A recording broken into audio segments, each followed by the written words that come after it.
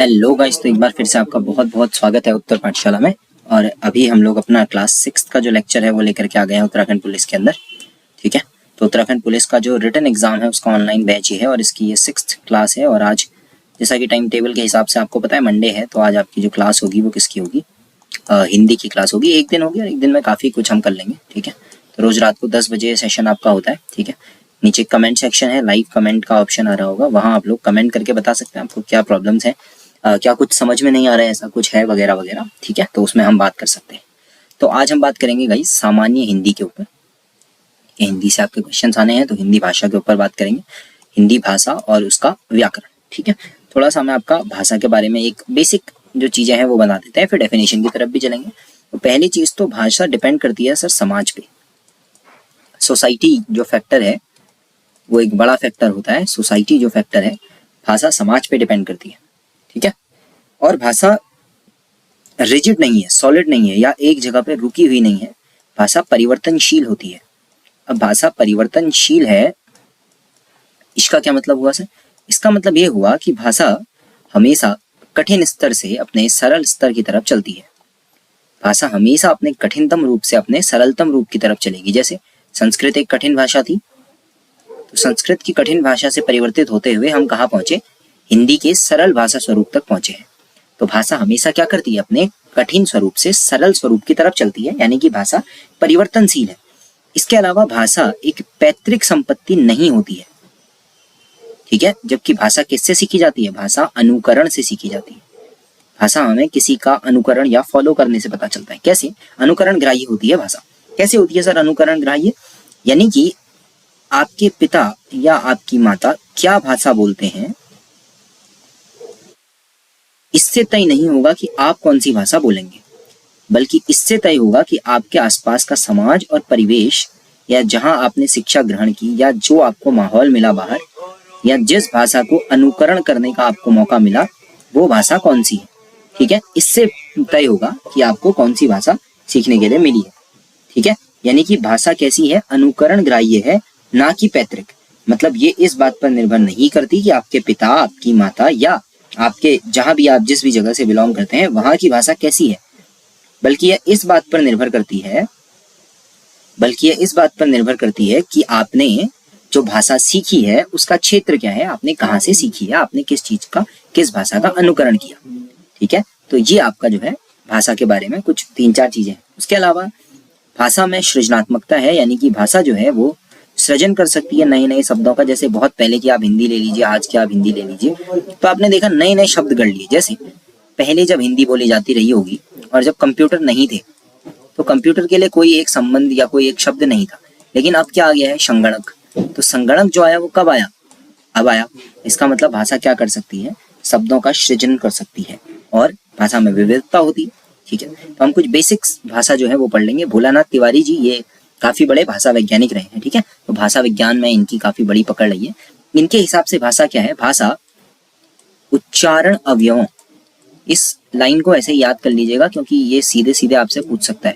भोलानाथ तिवारी जी कहते हैं कि भाषा क्या है? भाषा उच्चारण अवयवों से उच्चारित, आपके उच्चारण अवयव, आपकी वागेंद्रियां जो है जिनसे आप आवाज निकालते हैं, उनसे उच्चारित यादृच्छिक, ऐसे याद रखिएगा इसको, यादृच्छिक यानी कि बिना सोचे समझे, केवल इच्छा के आधार पर यादृच्छिक ध्वनि प्रतीकों की व्यवस्था है। तो यादृच्छिक, आपने किसी अपनी इच्छा से कुछ ध्वनि प्रतीक निकाले, उन ध्वनि प्रतीकों की एक व्यवस्था जो है वो बना लिया आपने। यादृच्छिक ध्वनि प्रतीकों की व्यवस्था है, वह व्यवस्था है जिससे क्या होता है? समाज के जो लोग हैं, समाज के विशेष के जो लोग हैं, वो आपस में विचारों का आदान प्रदान करते हैं। मतलब एक दूसरे से विचारों को साझा करते हैं, जो उन्होंने विचार सोचे। देखिए इसमें से उच्चारित ध्वनि प्रतीक जो उच्चारण अवयव हैं हमारे, जैसे मुख है आपका, कंठ है आपका, तालु है, मूर्धा है, दंत है, इनसे आपने कुछ चीजें उच्चारित की, जो भी आवाज आपने निकाली वो आवाज यादृच्छिक है। यादृच्छिक कैसे है? जैसे मैंने कहा घोड़ा, और घोड़ा मैंने जैसे कहा आपके दिमाग में घोड़े का, जो घोड़ा जानवर है उसका बिंब बन गया। लेकिन अंग्रेजों के दिमाग में, या जो इंग्लिश में बात करते हैं, उनके दिमाग में घोड़ा सुन के बिंब नहीं बनेगा, उनके दिमाग में हॉर्स सुन के बिंब बनेगा। तो उनके लिए हॉर्स, हमारे लिए घोड़ा, मीनिंग दोनों का एक है, लेकिन ये यादृच्छिक है। हॉर्स उन्होंने अपनी इच्छा से चुन लिया कि हाँ ठीक है, और हमने घोड़ा चुन लिया, ठीक है घोड़े से हम इस जानवर के बारे में सोचेंगे। तो अगर आपसे घोड़ा कहा जाए तो आप कभी भी ऊंट के बारे में नहीं सोचेंगे। लेकिन अगर हम अंग्रेजों से कहें या जो ब्रिटिश इंग्लिश या इंग्लिश बोलते हैं जो इनको केवल इंग्लिश समझ में आती है, अगर उनसे कह दें कि द ट्रांसलेशन ऑफ घोड़ा इज एलिफेंट, तो वो घोड़ा सुन के अपने दिमाग में हमेशा हाथी की इमेज बनाएंगे। इसका मतलब क्या हुआ कि घोड़ा शब्द अपने आप में घोड़े जानवर का रिप्रेजेंटेशन नहीं करता, बल्कि एक यादृच्छिक शब्द है जिसको हमने मान लिया है कि घोड़ा जब भी हम कहेंगे तो वही एक जानवर जो तेज दौड़ता है उसका चित्र अपने दिमाग में बना लें। ऐसे अगर हम बैल कहते हैं तो हमारे दिमाग में तुरंत बैल का चित्र जो है वो उभर आता है, यानी कि एक बिंब बनने लगता है। और जरूरी नहीं है कि जो ऑक्स सुने और उसे इंग्लिश में हिंदी में इसे बैल कहते हैं नहीं पता हो तो उसके दिमाग में बैल बने। वो ऑक्स का कुछ भी मतलब ले सकता है जो उसके दिमाग में हो, या हो सकता है उसकी समझ में ही ना आए कि ये क्या है।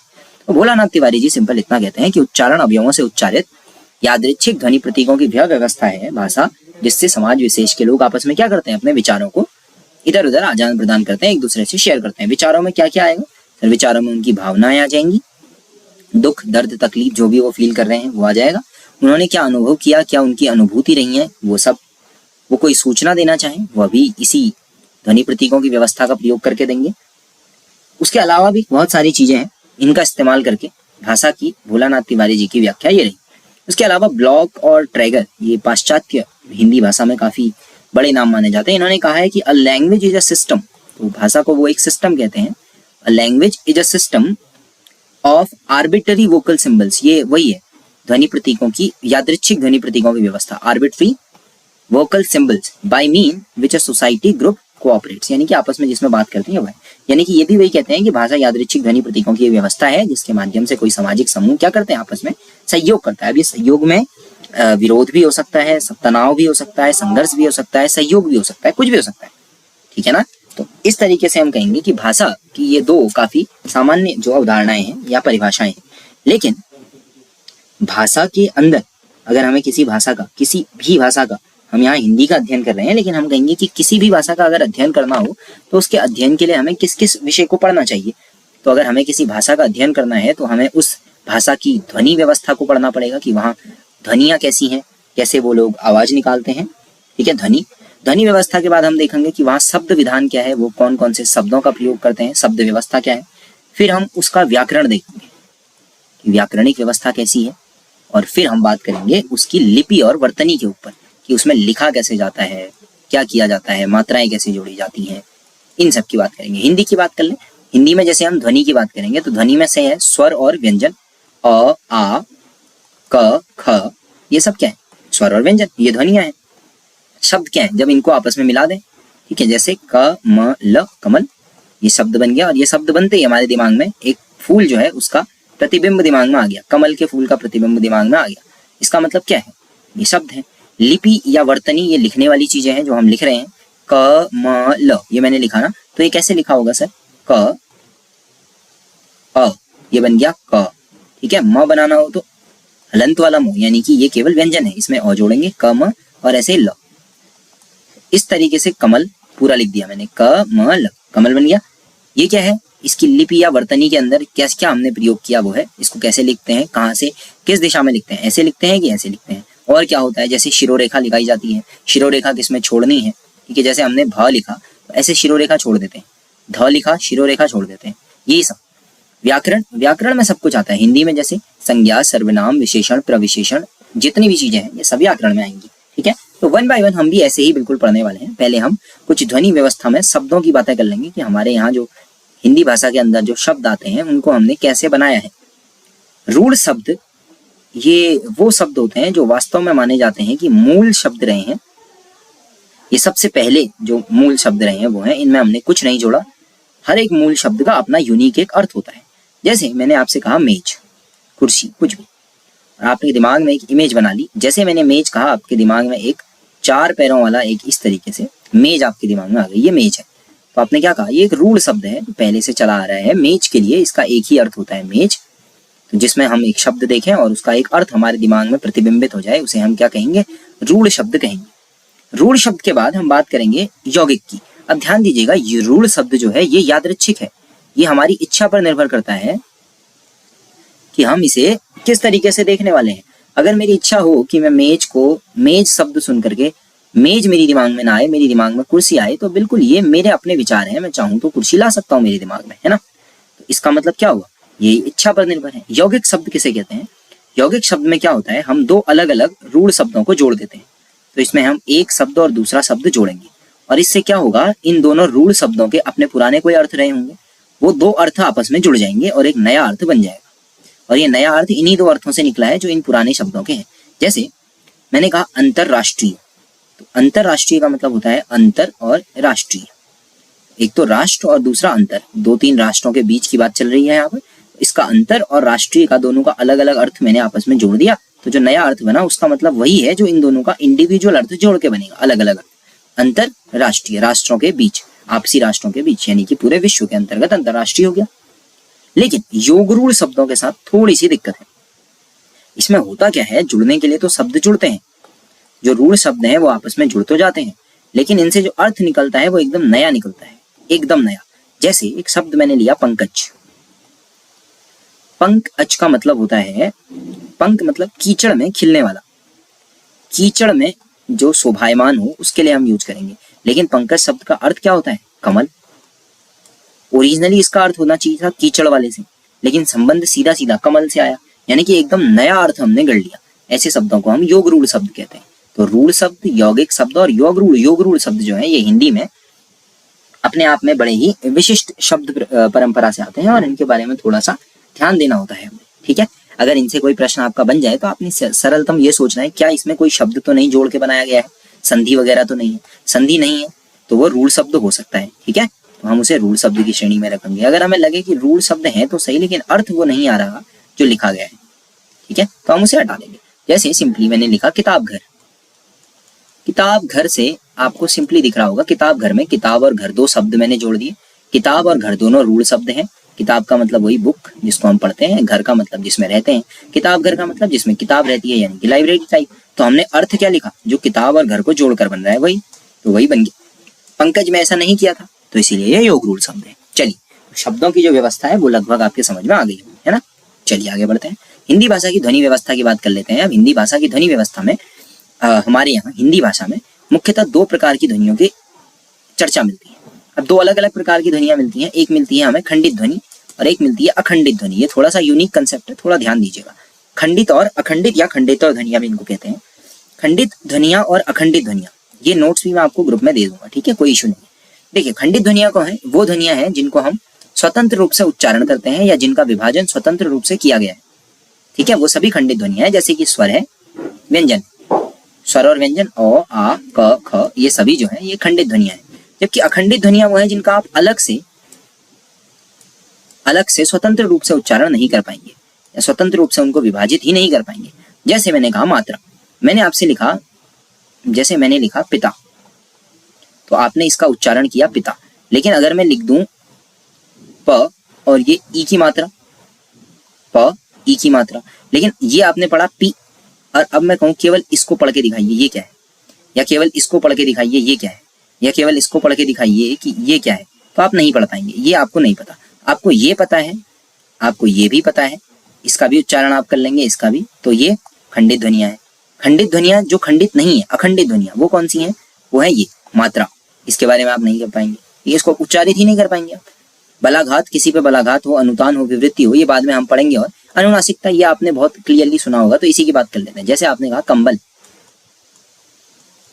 जैसे आपने कहा कंबल। देखिए, अनुनासिकता के कंसेप्ट में मैं भी आपको दोबारा बढ़ाऊंगा, मैं वैसे ही बता देता हूँ आपको, ठीक है। जैसे अनुनासिकता में थोड़ा सा हम नाक से निकलने वाली ध्वनियों की ही बात करेंगे अनुनासिकता के अंदर, तो इसीलिए थोड़ा सा अनुस्वार की तरफ ना जाकर के मैं इसी की तरफ रखता हूँ, अनुनासिकता की तरफ। तो जैसे मैं आपको बताऊं, हमने कहा सांस, मैंने कहा सांस, सांस में अब मैंने कहा आप केवल इसका उच्चारण कर दीजिए, ये जो चंद्र बिंदु मैंने बना दिया इसका उच्चारण करके दिखा दीजिए। ये क्या है आपको नहीं पता, ठीक है, तो आप इसका उच्चारण नहीं कर पाएंगे। तो ऐसी ध्वनियां जो है जिनका उच्चारण आप ना कर पाए, या सिंपली ये कहें कि जिनका उच्चारण केवल खंडित ध्वनियों के साथ ही हो सकता है, वो अखंडित ध्वनियां है, ठीक है, ये समझ गया। अब हम बात करेंगे हिंदी की स्वर ध्वनियों के बारे में, ठीक है, तो अब हम बात करेंगे हिंदी की स्वर ध्वनियों के बारे में। स्वर वो ध्वनियां हैं जिनका जगह आप उच्चारण करेंगे तो उच्चारण में आप फेफड़ों से कुछ हवा निकालेंगे और वो वायु आपके श्वास के रूप में गले से बाहर आ जाएगी, वही श्वास आपकी ओरिजिनली ध्वनि बनेगी। लेकिन जब ये ध्वनियां बिना किसी रुकावट के, जब इनको कोई संघर्ष ना करना पड़े, कोई रगड़ ना हो और वैसे बाहर आ जाए बिना किसी दिक्कत के, तो हम इनको स्वर कहेंगे। अभी हिंदी भाषा में मुख्य रूप से 10 स्वर ध्वनियों का प्रयोग होता है। ये क्वेश्चन आपसे रेयरली पूछेगा वो, क्योंकि हम यहाँ पे अलग अलग ध्वनि व्यवस्था देखेंगे, उसके हिसाब से मैं आपको अलग अलग तरीके से स्वर समझा दूंगा और आपसे स्वर से संबंधित ही वो प्रश्न पूछेगा।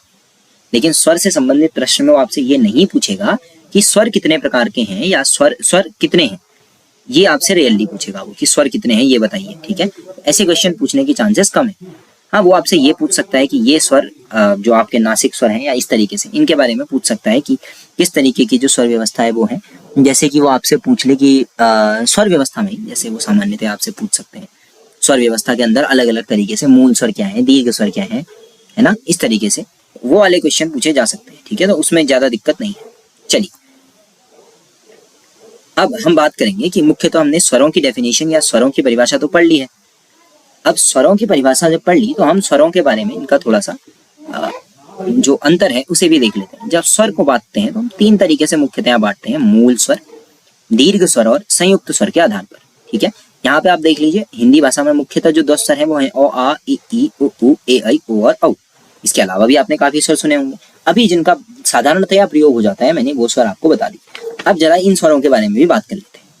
ठीक है, अब जैसे मैंने कहा मूल स्वर, तो इनको ऐसे याद रखिए, 4 मूल स्वर हैं, 4 दीर्घ स्वर हैं और 4 संयुक्त स्वर हैं। तो इस हिसाब से कितने स्वर हो गए आपके? 12 स्वर हो गए। अब देखिए, सबसे पहले तो जो मूल 4 स्वर हैं वो कौन कौन से हैं, पहले उनकी बात कर लेते हैं। मूल 4 स्वर ये आपके हो जाएंगे अ, उसके बाद छोटा ई, उसके बाद उ यानी कि छोटा वाला, उसके बाद री। ये आपके 4 स्वर हो गए।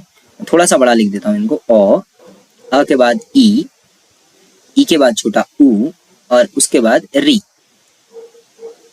ये 4 स्वर आपके मूल स्वर माने गए हैं। दीर्घ स्वर इन्हीं के बड़े स्वर, अ का दीर्घ आ, छोटी ई से दीर्घ बड़ी ई, छोटा ऊ से दीर्घ बड़ा ऊ। ये री जो है इसका संस्कृत में, प्राचीन संस्कृत में हमें दीर्घ रूप देखने के लिए मिलता है इस तरीके से, यानी कि यहाँ एक घेरा था नीचे, यहाँ 2 लगा दीजिए, ये दीर्घ बन जाएगा। तो इस तरीके से दीर्घ है। इसका प्रयोग तो रेयरली देखने के लिए मिलता है। वैसे तो इसका भी प्रयोग नहीं मिलता री का, पर ये री का उच्चारण जो है, बड़े री का उच्चारण, ये आपको सांस्कृतिक ग्रंथों में मिल सकता है, परंतु अब इसका उच्चारण थोड़ा सा मुश्किल है। अब अगर हम संयुक्त व्यंजन की बात करें तो यहाँ आपको मिलेंगे ए, ऐ, ओ और औ। ये चारों आपने सुने हैं, ए, ऐ, ओ और औ। ध्यान दीजिएगा कि इसमें हम अनुस्वार और विसर्ग जो है उनको नहीं लेते, वो अयोगवाह ध्वनियां हैं, उनके बारे में फिर बात करेंगे। इन सब से क्वेश्चन आपसे पूछे जा चुके हैं। ठीक है, ए, ऐ, ओ और औ से ये कैसे बने हुए हैं। ए कैसे बना होगा जरा सोचिए, ये बना होगा अ में छोटा ई आप जोड़ दीजिए, ए बन जाएगा। अ में छोटा ई जोड़ दीजिए, ए बन जाएगा। ठीक है, अब ऐसे ओ देखें तो अ में छोटा ऊ जोड़ दीजिए, औ ओ बन जाएगा। ये जब मैं आपको बाद में भाषा परिवर्तन पढ़ाऊंगा तब आपको मैं पाली प्राकृत अभ्रंश उसमें समझाऊंगा कि ये कैसे हुआ। ठीक है, पर अभी आप देखिए, अ और ई मिलाया ए बन गया, अ और ऊ बनाया ओ बन गया।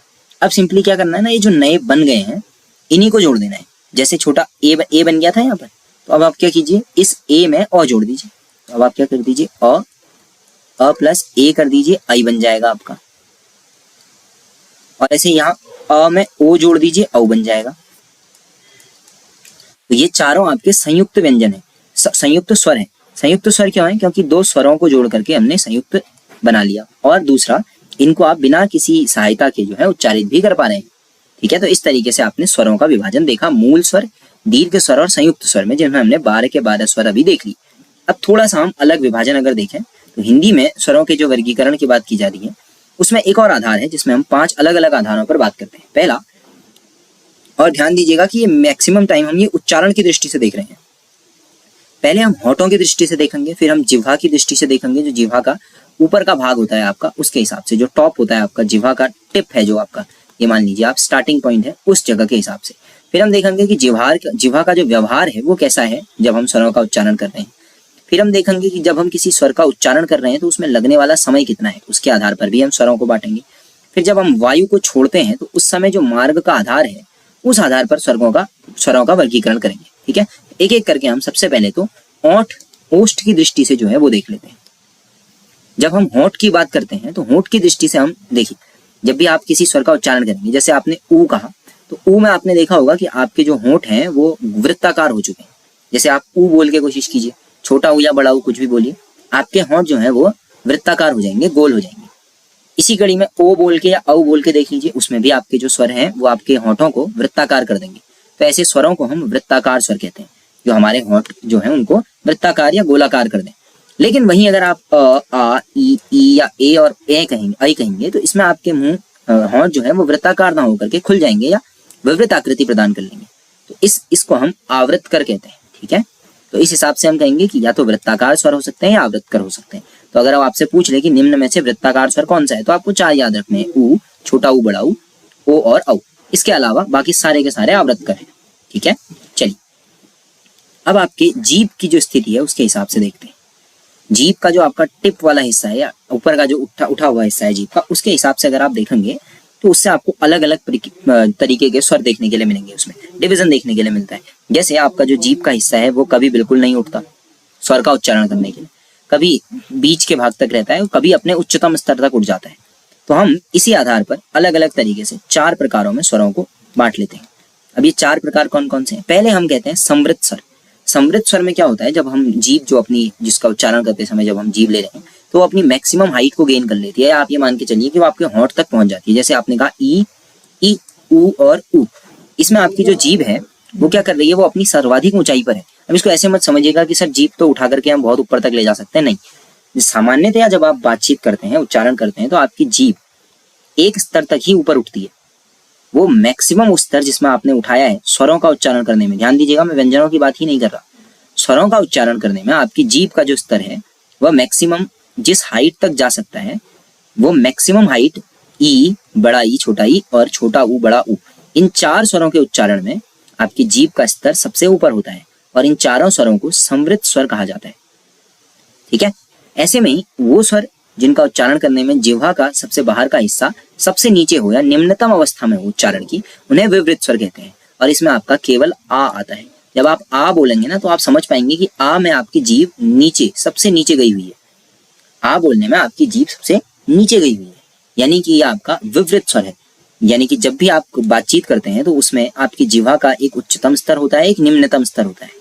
सबसे नीचे जीभ कहाँ तक जा सकती है और सबसे ऊपर कहाँ तक जा सकती है, केवल स्वरों के उच्चारण की बात कर रहे हैं। एक बार आप अ से लेकर के औ तक के सारे स्वरों का उच्चारण कर लीजिए और चेक कीजिए कि आपकी जीभ मैक्सिमम कितने ऊपर गई, मिनिमम कितने नीचे तक गई।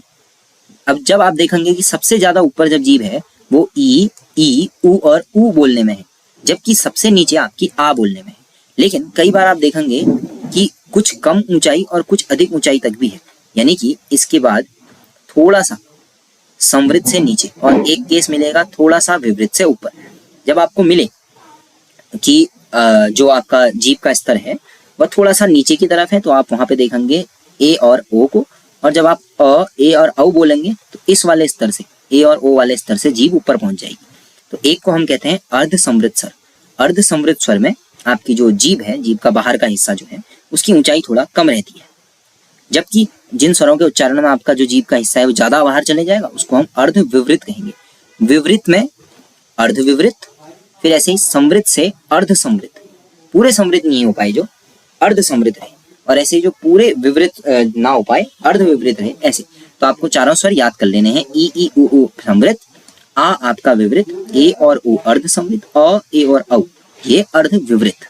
ठीक है, इससे भी आपके प्रश्न बनते हैं। चलिए अब हम बात करेंगे जीभ के व्यवहारिक जो अपना मुख्य भाग है उसकी बात करेंगे। ठीक है, जीभ का अग्रभाग तो आपने देखा ही, वो क्रियाशील रहता है।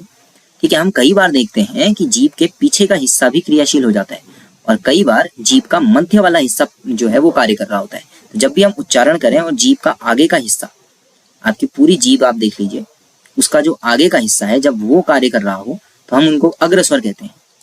अग्रस्वर के लिए आपको ई, ए और ओ, आई, यानी कि ई, ए, आई, इन चारों में आपकी जीभ का सबसे आगे का हिस्सा जो है वो कार्य करता हुआ नजर आएगा। ठीक है, और जब आप पश्च स्वर की बात करेंगे तो इसमें आपकी जीभ का पिछला हिस्सा जो है वो कार्य करेगा। इसमें आपको आ, उ, ओ और औ देखने के लिए मिलेगा। इसमें आप महसूस कर पाएंगे कि आपकी जीभ का पीछे वाला जो हिस्सा है ना वहां मूवमेंट होगी। और मध्य स्वर में अ आता है, इसमें आपका जीभ का जो स्तर है वो मध्य के आसपास रहेगा। ठीक है, मतलब कौन सा हिस्सा क्रियाशील है उस हिसाब से। याद कर पाएंगे आप इसे? अग्र स्वर और मध्य स्वर याद कर लीजिएगा, पश्च स्वर अपने बचे हुए सारे पश्च स्वर हो जाएंगे, ठीक है ना। चलिए फिर हम बात करेंगे स्वरों के उच्चारण में लगने वाले समय के आधार पर। ये आपने सुना होगा ह्रस्व स्वर और दीर्घ स्वर, कुछ प्लुत स्वर भी होते हैं उसके बाद, वो नहीं पढ़ने अभी, जो बच गए उनको वहां डाल दीजिएगा, ठीक है। मतलब हमारे 12 वालों में से, हाँ ऐसे ह्रस्व स्वर और दीर्घ स्वर।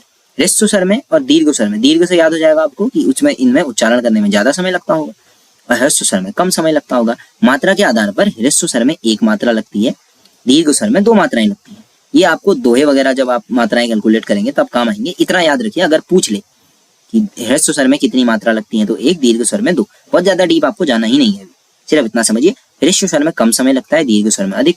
अ इ उ, इनको फटाफट से बोल लेंगे आप, अ इ उ। लेकिन वहीं आपको आ उ ओ औ ई ए ऐ इनको बोलने में ज्यादा समय लगेगा। तो आपको अ इ उ ये 3 याद कर लेने हैं जो कि ह्रस्व स्वर है, बाकी सारे के सारे रख दीजिए दीर्घ स्वर में। इसमें कुछ भी मुश्किल नहीं, ठीक है, आसान सी चीजें हैं। चलिए एक और जो चीज है वो हम देखेंगे कि वायु निर्गमन का जो मार्ग है उसके आधार पर भी हम स्वरों का उच्चारण कर सकते हैं। यानी कि हम सिंपली ये देखते हैं कि जो श्वास है उनको बाहर निकलने के स्थान के, जो उनका जो बाहर निकलने की, श्वास निकलने की जगह है वो अलग अलग है। कई बार हम देखेंगे कि फेफड़ों से जब हमने कोई ध्वनि निकाली, वायु निकाली, तो वो मुख से बाहर निकलती है। कई बार आपने देखा होगा कि वह नाक से बाहर निकलती है।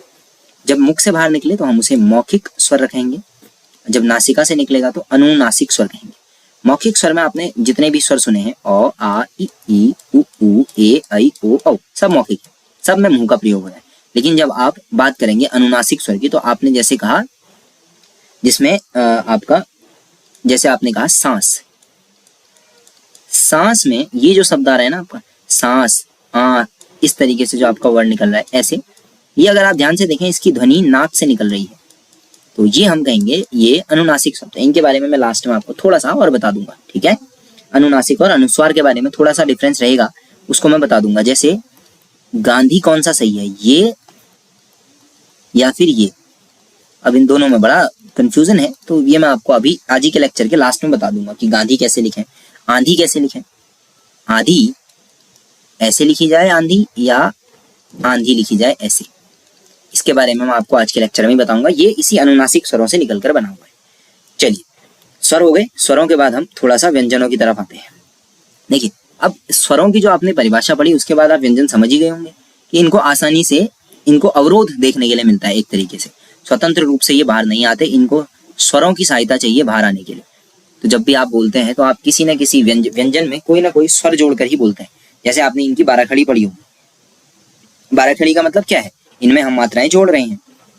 जैसे व्यंजन में आपने कोई व्यंजन सुना क, ओरिजिनली क ऐसा है, हम इसमें क्या कर रहे हैं, जब अ जोड़ रहे हैं तब ये क्या बन जाता है, क बन जाता है। अब ऐसे ही अगर मैं इसी हलंत वाले क में सपोज कीजिए कि छोटी ई की मात्रा जोड़ दूं तो हम इसको की कहने लग जाएंगे, और अगर मैं इसी में बड़े ई की मात्रा जोड़ दूं तो आप इसे की कहने लगेंगे। तो ये कहीं ना कहीं जो क की ध्वनि है ये बाहर किसकी वजह से आ पा रही है, स्वरों की सहायता से आ रही है। तो ऐसे जो ध्वनि प्रतीक है उन्हें हम व्यंजन कहते हैं। व्यंजनों को हम 2 तरीके से बांटते हैं। एक बार हम व्यंजनों को बांटते हैं उनके अवरोध के आधार पर कि उनको कितना अवरोध देखने के लिए मिल रहा है, किस किस जगह से अवरोध मिल रहा है, और दूसरा कुछ अन्य स्वर जो है उनको भी हम लेते हैं। अब आप खुद से जोड़ लीजिएगा कि कितने व्यंजन है, मैं आपको एक एक करके सभी बता देता हूँ। अंतस्थ व्यंजनों को अर्ध स्वर भी कहा जाता है। इनको निकालने में अवरोध कम देखने के लिए मिलता है, बहुत अधिक अवरोध नहीं है। इसमें आपके य, र, ल और व, ये 4 आते हैं। य, र, ल और व, ये अंतस्थ है, इनको बोलने में कम समय लगता है। वहीं अगर आप संघर्षी की बात करेंगे, संघर्षी के लिए एक और शब्द आता है ऊष्म, इनमें अधिक अवरोध लगता है, इनको बोलने में ज्यादा समय लगेगा आपको। तीनों श, श, स, ये 3 स और एक ह, इनको बोलने में ज्यादा ऊष्मा, ज्यादा संघर्ष करना पड़ता है।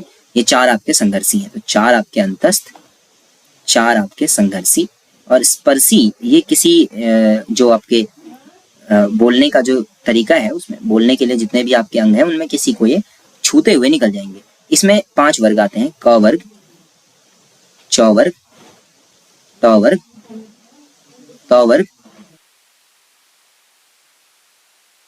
चलिए ठीक है, क, च, ट, त और प, ये वर्ग क्या आ गए। जैसे क वर्ग में कौन से आ गए आपके, क से लेकर के ङ तक जो भी है, च वर्ग में चौ से लेकर के, ठीक है। ऐसे ट वर्ग, त वर्ग और प वर्ग, क च ट त प वर्ग करके भी याद कर लीजिएगा। ये सब स्पर्शी होते हैं, ठीक है। ये सारे कैसे होते हैं? स्पर्शी होते हैं, ठीक है। तो अवरोध के आधार पे अपने पास जो है 33 व्यंजन होते हैं।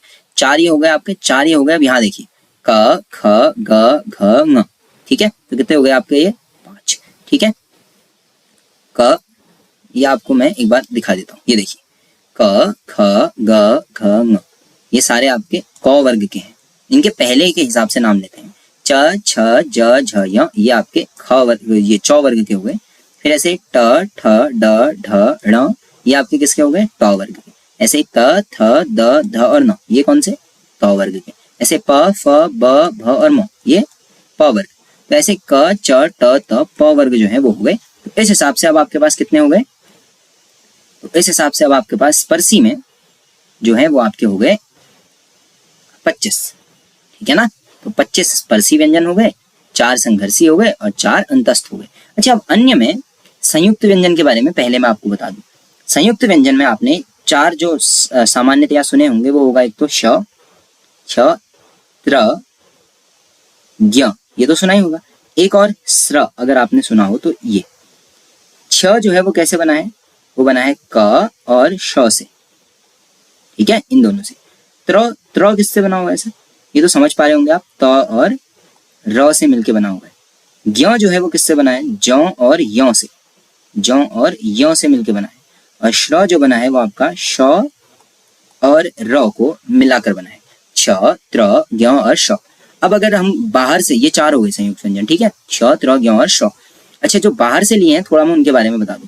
एक हमने मराठी से, काफी जगह आपको देखने के लिए मिलेगा, मराठी से एक व्यंजन लिया हुआ है। ये मेजरली ठ की तरह ही प्रयोग होता है, ये इस तरीके से ठ, ये मराठी से लिया है। अपभ्रंश से भी हमने कुछ लिए हुए हैं। अपभ्रंश, अपभ्रंश हिंदी से पहले जो भाषा प्रचलित है वो अपभ्रंश है।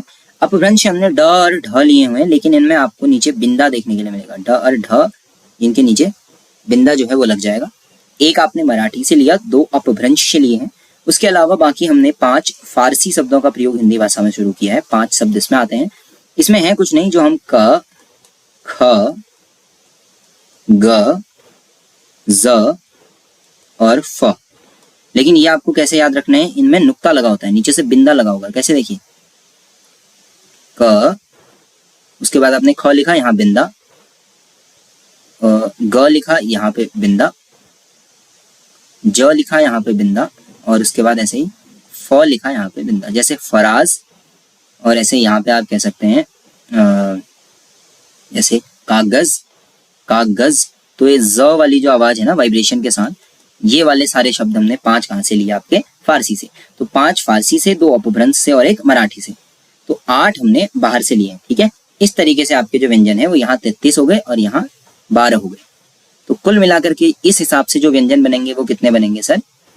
45 व्यंजन आपके बनेंगे, ठीक है। मेजरली 33 जो है वो कहे जाते हैं, 12 ये एक्स्ट्रा भी आप चाहें तो जोड़ सकते हैं।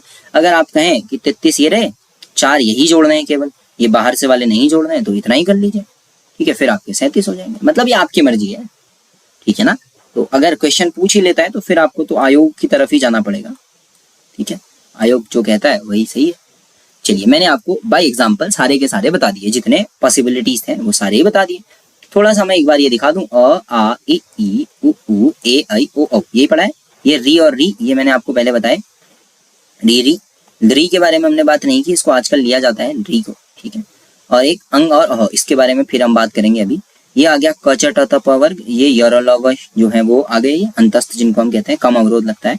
श श श श, ये ह, ये जो है ये आपके संघर्षी हो गए। और ये क च ट त प, ये सभी क्या होते हैं? आपके स्पर्शी होते हैं। ये मध्यम अवरोध लगता है इनमें, मतलब इन वाले जो आपने य र ल व बोला, इनसे ज्यादा लगेगा, श श से कम लगेगा, बस।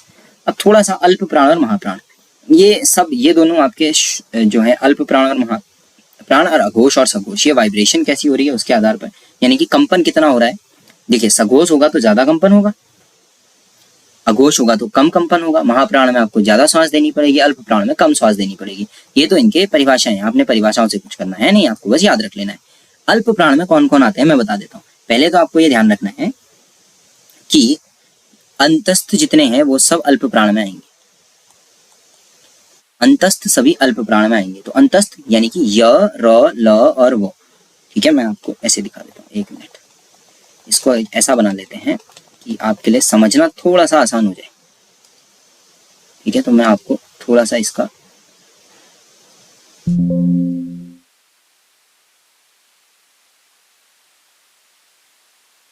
इनको हटा के एक बार इसका पूरा का पूरा डायग्राम, अच्छा ऊपर वालों से खास मतलब है नहीं, इनको देख लेते हैं बस, यहाँ से आप थोड़ा सा क्लियर कर पाएंगे। ठीक है, तो इनके बारे में बात कर लेते हैं। यहीं से हम आप लोगों को ऐसे ही याद रख लेने हैं, बस हो गया। ठीक है, इनको यहाँ से हटा देता हूँ मैं सारा। चलिए, ये साफ कर लिया। अब थोड़ा सा इसको बना लेते हैं।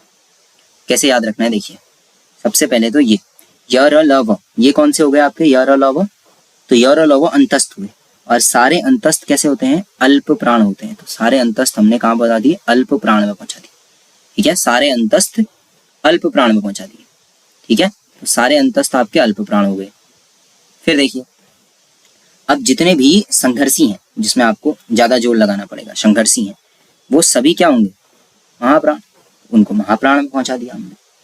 ठीक है ना, उनको महाप्राण में पहुंचा दिया। अब देखिए अगला, अब बाकी बच गए ये वाले, ये हो गए, ये हो गए। अब बचे क च ट त प वर्ग वाले। तो अल्प प्राण और महाप्राण के लिए एक फॉर्मूला याद कीजिएगा। अल्प प्राण 1, 3, 5, महाप्राण में 2 और 4, और यहां लिख दीजिएगा, ये हो गया 1, 2, 3, 4 और 5। तो अब देखिए, 1 में क च ट त प, ये पांचों आ गए।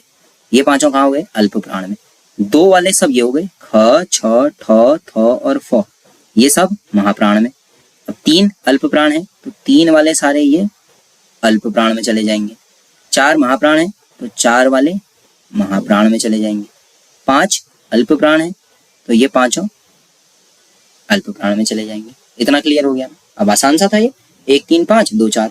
अघोष सघोष में भी यही याद रखना है। अघोष में आपको 1 2, सघोष 3 4 5। ठीक है, इसको कैसे याद रख लेंगे सर, सिंपल है ये भी।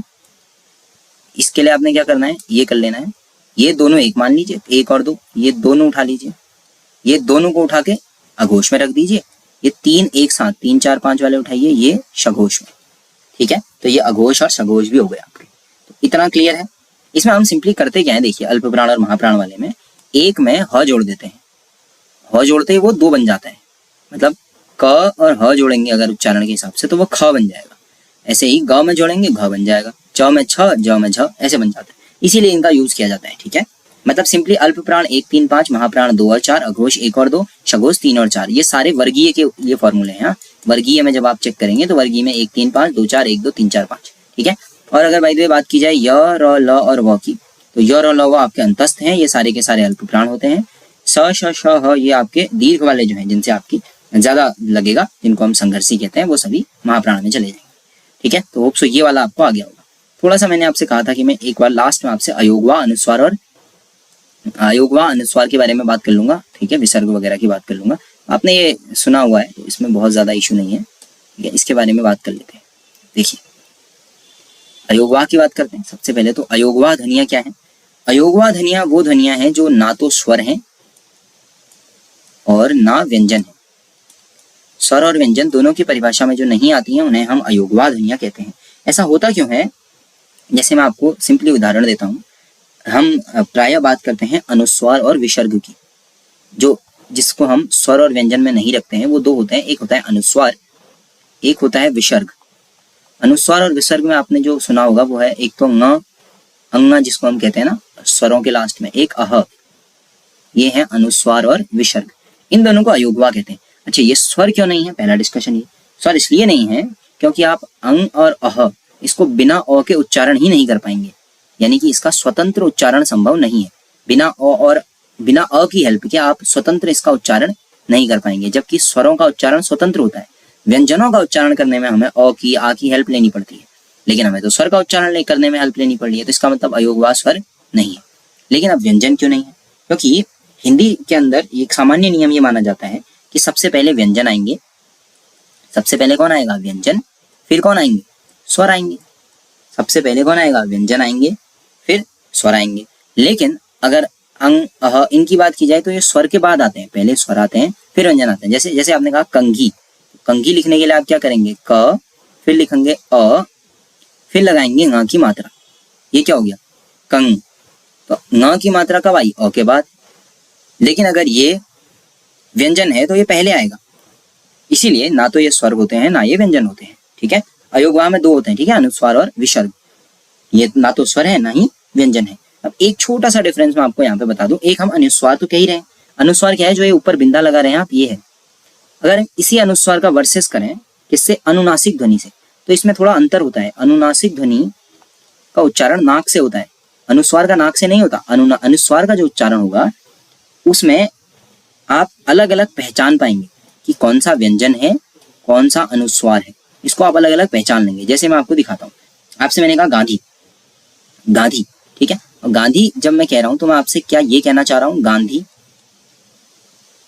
तो ग अलग पहचाना आपने, न अलग और ध अलग, तो गांधी पहचान लिया ना। तो इसको हम ऐसे लिखेंगे, न की मात्रा लगा के, गांधी, ठीक है। लेकिन अगर मैं सांस लिखना चाहूं, सांस, तो ये किसी भी कीमत पे सांस नहीं है, ये है सांस, ये है सांस। और सांस का जब आप उच्चारण करते हैं तो आप देखेंगे कि आपको सीधा नाक से बोलना पड़ रहा है और ये न की ध्वनि नहीं आनी चाहिए, यानी कि आप इसको अलग से नहीं पहचान पाएंगे, इस चंद्र बिंदु को सा और सौ से अलग नहीं कर पाएंगे। ये सांस है, सांस जब आप बोलेंगे नाक से बोलेंगे और ये अपने आप सा में मिल जाएगा, सा, सांस। लेकिन जैसे आपने न लगा दिया तो ये आपका बन गया सांस, ऐसे। ये है जब आप सांस कह रहे हैं, ठीक है। अगर हम सांस कह रहे हैं, अगर मैं ये कहना चाह रहा हूं तो मैं इसे ऐसे लिखूंगा। लेकिन अगर मैं ये कहना चाह रहा हूं तो फिर इसको मैं किसी और तरीके से नहीं लिख पाऊंगा, ठीक है। ये आपका अंतर होता है किसमें, अनुस्वार और अनुनासिक में। और ध्यान दीजिएगा, जितने भी हमारे स्वर हैं उनका अनुनासिक स्वर भी होता है, जितने स्वर हैं सबका अनुनासिक स्वर होता है। अब स्वर कौन कौन है आपको बताइए, उन सबके अनुनासिक में क्या करना है, ऐसे डॉट लगा देना है।